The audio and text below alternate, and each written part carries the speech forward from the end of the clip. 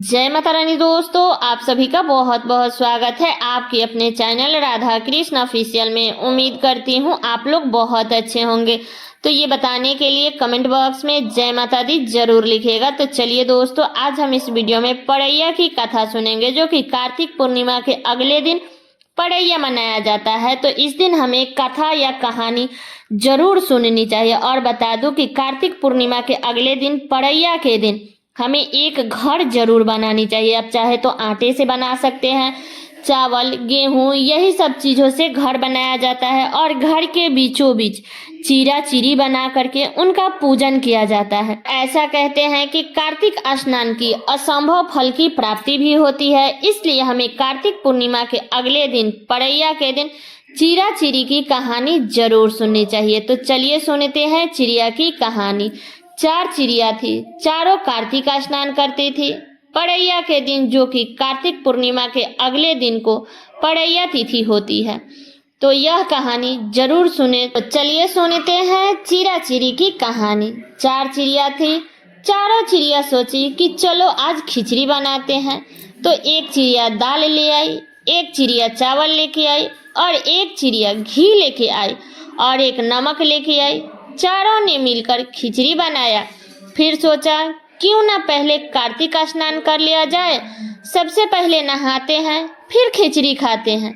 सारे चिड़िया नहाने चली गई।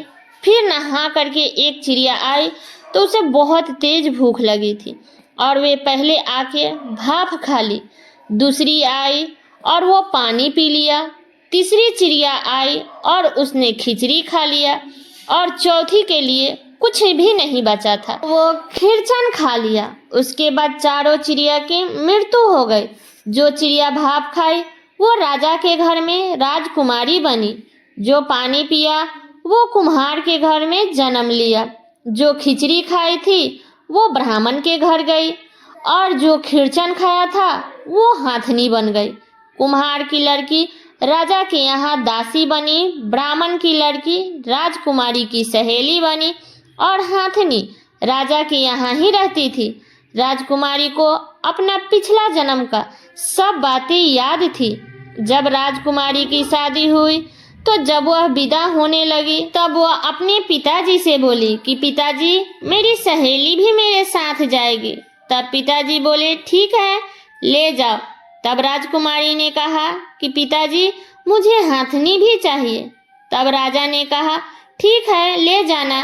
तब राजा ने अपने नौकर से बोला कि जाओ हाथनी को लेकर आओ। लेकिन हाथनी किसी से नहीं उठी। तब राजकुमारी गई और पिछले जन्म की सारी बात हाथनी के कान में कहा। यह सुनकर हाथनी उठकर तुरंत खड़ी हो गई और राजकुमारी के साथ चल दी। राजकुमारी ये सब दूर से देख रहा था। तब राजकुमार ने राजकुमारी से कहा कि हाथनी के कान में तुमने क्या कहा, जिसे सुनकर हाथनी खड़ी हो गई। तब राजकुमारी ने कोई उत्तर नहीं दिया। राजकुमार बार बार पूछ रहा था। राजकुमारी चुप थी। तब राजकुमार ने बोला, सब सही सही बताओ, नहीं तो तुम्हारा सिर काट दूंगा। जब राजकुमारी ने राजकुमार को सारी बातें बता रही थी तो पीछे से राजा ने भी सारी बातें सुन ली। और राजा ने कहा, कार्तिक स्नान करने का इतना बड़ा महत्व है। तो राजकुमार ने सोचा कि हम भी अब कार्तिक स्नान जोरे से नहाएंगे। खूब दान किए राजकुमार ने, खूब पुण्य किया। तो ये है चिरा चिरी की कहानी। तो ये कहानी सुनते सुनते अगर आप घर बनाते हैं तो आपकी मनोकामना जरूर पूर्ण होगी। तो ये है चिरा चिरी की कहानी। ये कहानी मेरा यहीं तक का था। कैसा लगा ये कहानी आप लोग कमेंट करके जरूर बताइएगा। चैनल पे नए आए हैं तो सब्सक्राइब कर लीजिएगा, बेल आइकन को प्रेस कर दीजिएगा, जिससे मेरे वीडियो का नए नोटिफिकेशन आप सभी के पास में सबसे पहले पहुंचे। और वीडियो को लाइक कर दीजिएगा, क्योंकि आपके एक लाइक से मुझे बहुत ही मोटिवेशनल मिलता है। इसलिए वीडियो को लाइक तो जरूर ही कर दीजिएगा, और वीडियो को शेयर कर दीजिएगा, ताकि हर कोई चिरा चिरी की कहानी को सुन सके।